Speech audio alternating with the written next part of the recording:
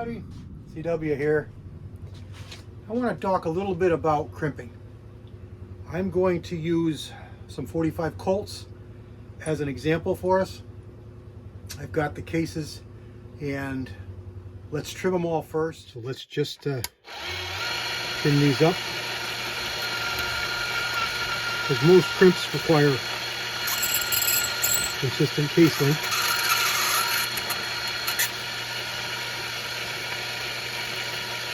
I'll just give these a quick trim. That one doesn't need anything. I'll still give it a little bit of a chamfer.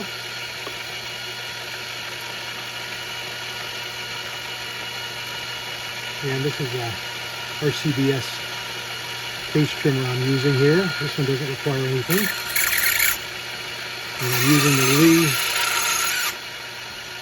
the Lee trimmer tool. It's just convenient on here. Many ways you can trim cases. This is just a pretty convenient one. And only the first one so far has needed trimming, which is not uncommon. Great wall cases generally don't grow too much.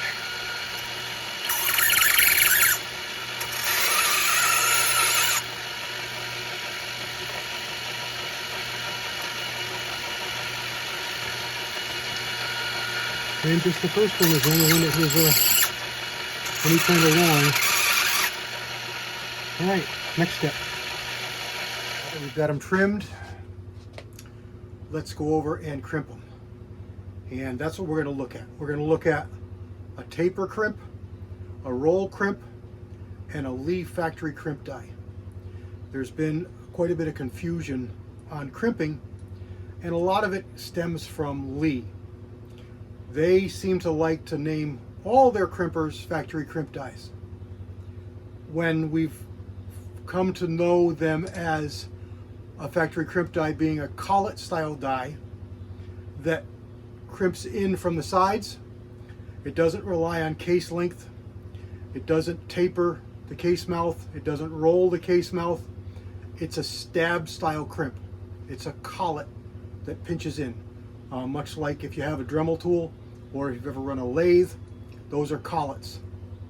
They pinch on the sides of the shank of whatever they're trying to hold. In this case, the bullet in the case. And they make a taper crimp and they name it a factory crimp die with some calibers. They make a roll crimp and they name it factory crimp die in some calibers. And they make a regular factory crimp die, which is what should have stuck as the name, and the other ones are roll or taper. So they've created a lot of confusion for a lot of new shooters, reloaders, and let's see if we can muddle through that and get it straight for everybody. So like I say, I've got a few cases here. Now that we've got them all trimmed, I've got RCBS 270 grain SAA bullet seated in each of these cases, so they're all the same. I've come ahead and already seated them all to the same length. So let's start from that. Let's go over to the press. Okay, here's what we've got here. I got everything all set up. We got a 45 Colt shell holder in the ram. This is a Lyman American 8 press. In the first station here, we're going to use an RCBS factory cedar die.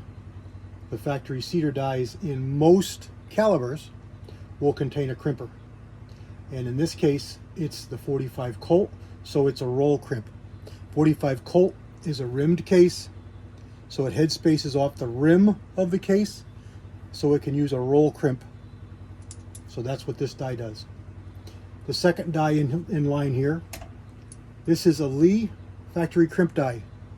This is the collet style, and it stabs in from the sides. Last one in line is a Redding taper crimp die. The last one we're going to do is going to be this one over here, and I'm leaving it in this station. We're going to reset up to do this one. This one is a Redding profile crimp die. This is what I prefer. This is a modified roll crimp. It's It's only used for cartridges that headspace off the rim, so you can't get these for the 9mm, 38 Super, any of those calibers. 45 Auto, you can't get them for that. Only for cases that have a rim or headspace off the rim. So we've got all 4 styles. We've got a roll crimp, a factory crimp die, a taper crimp, and a profile crimp. The profile crimp is one I didn't talk about in the beginning because basically it's an improved roll crimp. It's not really a different crimp. It's just an improved roll crimp that you got right here with the factory die.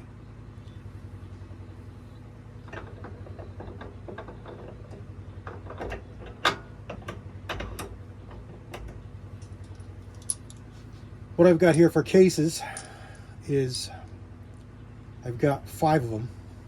So we've got one here to foul up. And I've got them all seated to the same length. See if I can get you zoomed in here without screwing this up. So this could actually be seated a touch more, but we're going to leave it right there. This has got a pretty good sized crimp groove. Normally I'd want it just a little bit closer to that top driving band. And then when you roll it in there, you've got plenty of meat to get a good bite. So I've got 5 cases. 4 of them are the same. One of them is different. One of them is seated deeper. Sometimes some guns will require a shorter overall length for the given bullet that you're using, or you want to taper crimp them. And taper crimps will work best on a smooth-sided bullet or on a solid-sided bullet, as in a 9mm bullet or a 40 or a 45, 38 Super, 380. All those bullets do not have a crimp groove. So this is going to duplicate that situation by moving the bullet seated deeper, puts it on a smooth side of the bullet to simulate no crimp groove. And we're going to taper crimp this one, because taper crimps are designed for bullets that headspace on the case mouth, because they won't bury that case mouth or roll it in like a roll crimp will. That's the reason that you don't use a roll crimp on a cartridge that headspaces off the case mouth, because a roll crimp, you kind of lose the case mouth with a heavy roll crimp. Now you can do different degrees of crimps. I mentioned heavy just now. You can do a light roll crimp, a medium roll crimp, a heavy roll crimp, and that's just determined by the amount of distance you push the cartridge into the die. And none of them are really wrong. They all have different applications. Obviously, the more you roll it in there, the firmer your crimp is going to be, the firmer the grab on the bullet, the more aggressive you can be with that cartridge and not worrying about that bullet moving. So in a tubular magazine rifle, let's say you had this in a lever action, a taper crimp may not be your best choice if you can get away from it. In other words, if you don't have to use it because of overall length constraints. You use a bullet that you can roll crimp with a good firm roll crimp, and that'll secure that bullet in there under recoil and any rough handling of the firearm action, cycling the bullets through the action, and they won't move on you. The other use is some Magnum cartridges with some powders will suggest that you use a firm, heavy roll crimp. And what that does is that holds that bullet in the case infinitesimally longer. That's a big word. Allowing that powder to get a little better burn, to build a little better pressures, to give you better performance. So there we go. Let's get into seating these and let's see what we get here. I can show you what we're going to achieve with these different crimps. All right, let's start with a good old roll crimp. Again, this is an RCBS cedar die, and you can't see my hand, but it's right up here. We got it in the station. It's a regular old cedar die that has a crimp built into it. It's adjusted by the amount of distance you screw the die down into your press. And there we go. We crimp this. That is what I would call your average roll crimp. Not firm, not light. That's about what I'd want for a roll crimp in a cartridge. You can't feel the case mouth, but it's not heavily rolled in. Let's back us out here on the camera so you can see what I'm going to do. I'm going to turn this die down and we're going to make this a heavy crimp, just so I can show you the difference. Put the same cartridge back in here. Take our die out. We're just going to give this a little bit of a turn, and I locked the screw down. You got to back your set screw out. And then just give it a little bit of a turn. It doesn't take much to get more crimp. So go a little bit because you can't take it away. In other words, once you put it in, you can't take it out.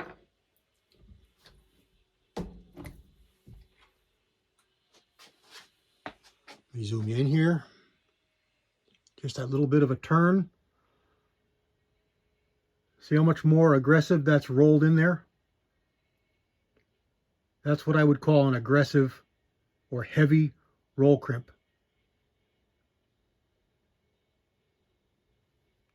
All right, let's get back out and zoom in and move over to the Lee.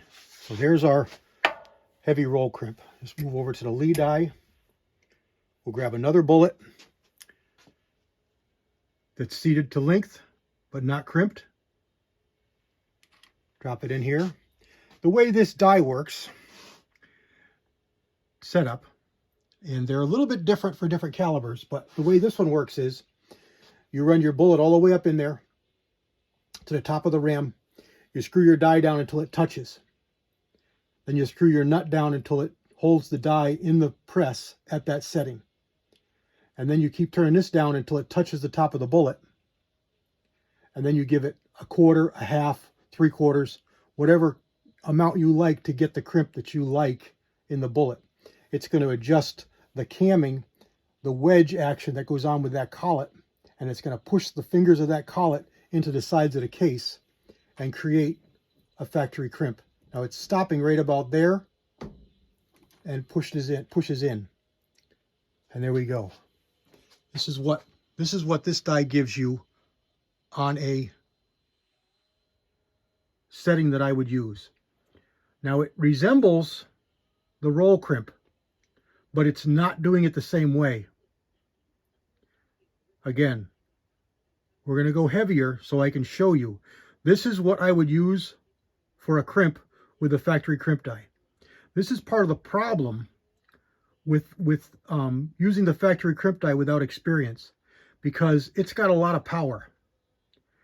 With a roll crimp or a taper crimp, you can certainly go too far as well, but you don't have as much power as you do with the collet. You don't realize the pressures that your arm or your press can generate when you're using a collet. So all we're going to do here, let me back you out so you can see, is we're just going to turn this about a quarter of a turn more.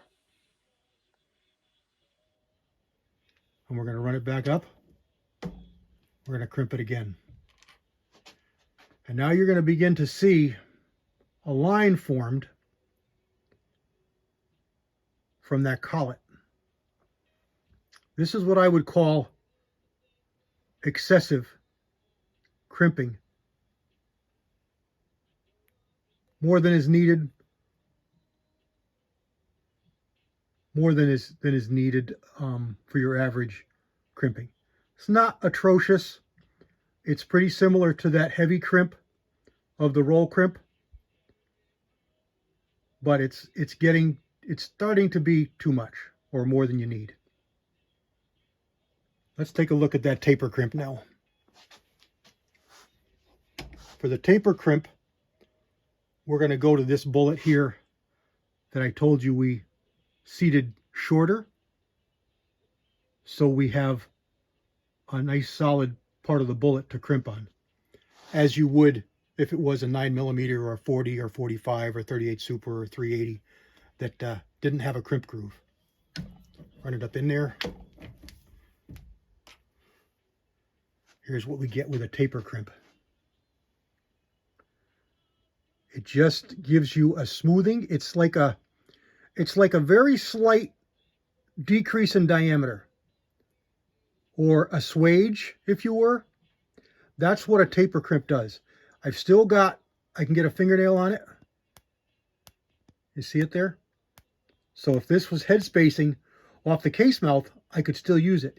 Yet I have a good, firm crimp all the way around that bullet.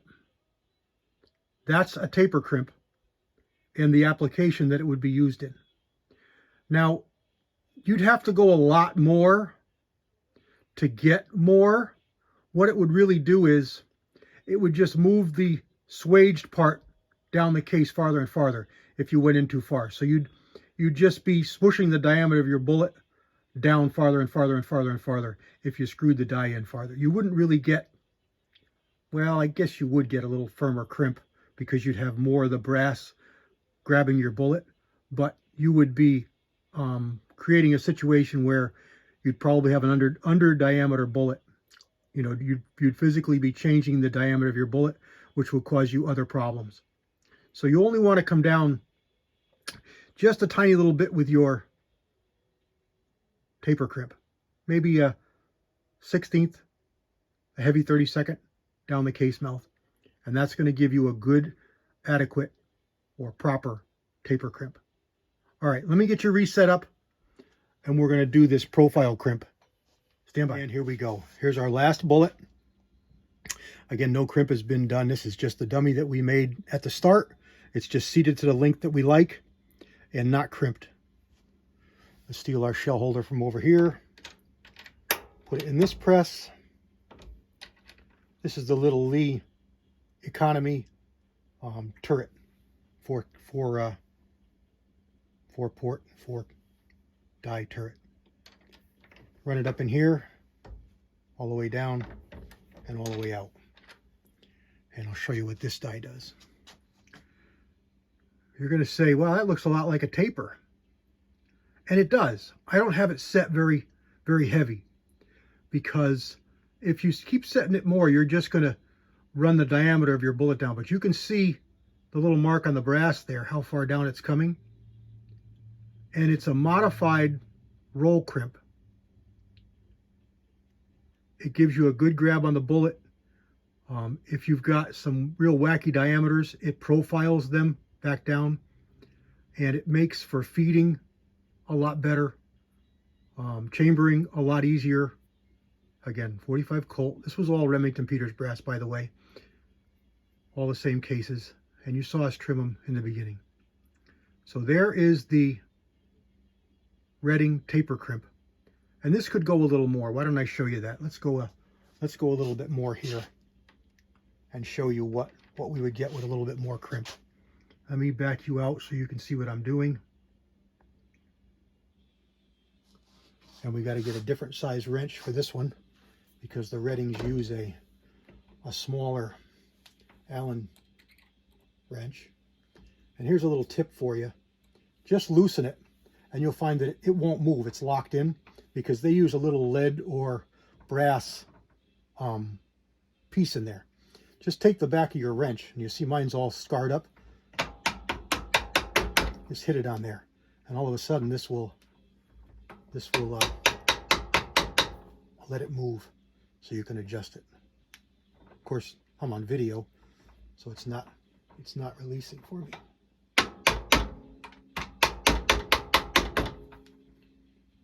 There we go. Just give it a little bit more and run it back up in. See what we got. We got a little bit more. Let's go a little bit more still. Maybe an 1/8 of a turn is what I gave it. See what we get. Now you can see. Let me zoom you in. Now we're getting a little more of a crimp there, and you can see the sides of the brass where that collet, the taper is coming down a little bit on the sides of the brass a little more. Not nearly as aggressive as the roll crimp that we did first, which I'll show you over here. Let's actually line these all up. 1, 2, 3 as we did them. Or 1, 2, 3, 4 as we did them here. And let me move you over in front of the green screen where it's. And here we go. Stand by. Left to right, we've got our roll crimp right here under my thumb. Next one over, we've got the Lee factory crimp die with the collet style fingers that push the brass into the bullet. Again, this one here does not require trimming. It's not determined by the case length. Roll crimp is determined by case length, taper crimp is determined by case length, and the profile crimp is determined by case length. So if you've got an excessively long case, it's going to crimp more. If you've got a short case, it's going to crimp less. With a collet, it doesn't rely on the cartridge or the brass case length. So we've got roll crimp, collet die, Lee factory collet die, factory crimp die, taper crimp. This is the short one. We did that to simulate on a smooth-sided bullet. If we'd have not seated that deeper, it would have looked much like this profile crimp. It would have pushed the brass into that crimp groove, and you wouldn't have seen much difference between that and a roll crimp. And the last one is the Redding profile crimp die, and it's the one I prefer. Okay, there it is. Those are the 4 common dies that you're going to run across. 3 of these are really common. The first one and the third one are what come in with your dies from the factory in the cedar dies for the die sets, with the exception of Lee. Some Lees will come with a crimp built in, some will not. Depends on what you buy. So what I mean when I say, you know, Lee is a very innovative company. They make a lot of really great things, but they also kind of create a lot of their own problems. And again, naming everything a factory crimp die is one of the problems. And the factory crimp die sets that come with them, a lot of those did not have a crimp built into the cedar. So you had to use a crimp die separate, which is actually a good thing because that's something that a lot of new reloaders, it's kind of a snafu for a lot of reloaders. They try to crimp and seat in the same step. And although it can be done, it creates more problems if you don't know how to set up your dies properly. So that's what happens with that. And then the profile crimp is a factory, is a buy later, a buy secondary, buy after purchase. And you can do the same thing with the factory crimp die. You can buy those as standalones. That's the word I'm looking for, a standalone die.